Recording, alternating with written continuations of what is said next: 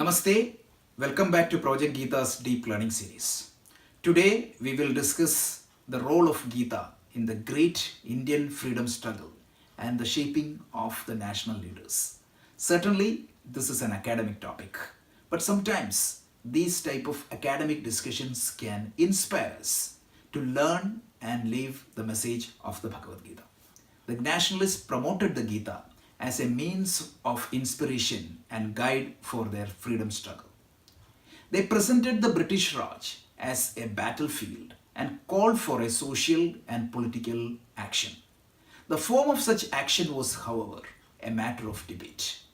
A certain set of people, like Subhash Chandra Bose, took inspiration from Gita and led an armed fight against the British, while another set of people, like Mahatma Gandhiji, looked upon Gita as a means for self-discipline and unattached, inspired work for the country and motherland.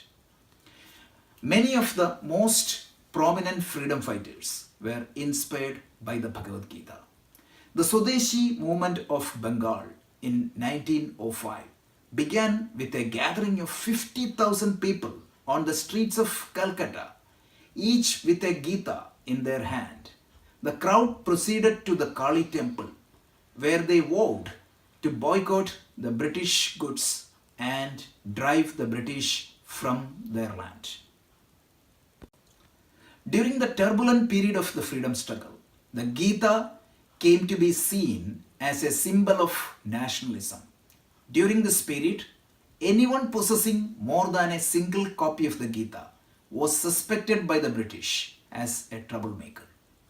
In an inspiring move to resist or even overwhelm the British, the Gita Press Gorakhpur in 1927 distributed millions of copies of Gita and Gita diaries to inspire the freedom fighters of the country. Lokamanya Balagangadhara Tilak was one of the first person to demand full independence from the British. He said the following about the Bhagavad Gita: "It is of utmost importance that every citizen of India understand the message of the Gita." He wrote a brilliant commentary on the Gita known as Gita Rahasya. This book was written by Tilak in pencil with his own handwriting while being imprisoned at the Mandela jail in Burma. This 400-page book was written in less than 4 months without the support of any reference material. The whole world knows the role of Mahatma Gandhi in the freedom movement of India. No other book or scripture influenced Gandhi, shaped his character, and transformed his life as deeply as Bhagavad Gita. Among the many books he read, Gita alone became an unfailing source of strength and solace to Gandhiji. He used Gita as a spiritual reference book and a constant companion. Bankim Chandra Chatterjee was not a freedom fighter, but through his writing, he inspired millions of people to love and fight for their country. He was the author of India's national song Vande Mataram. Bankim Chandra Chatterjee drew deep inspiration from Gita. He even wrote a commentary on the Gita which was only 3/4 complete when he died.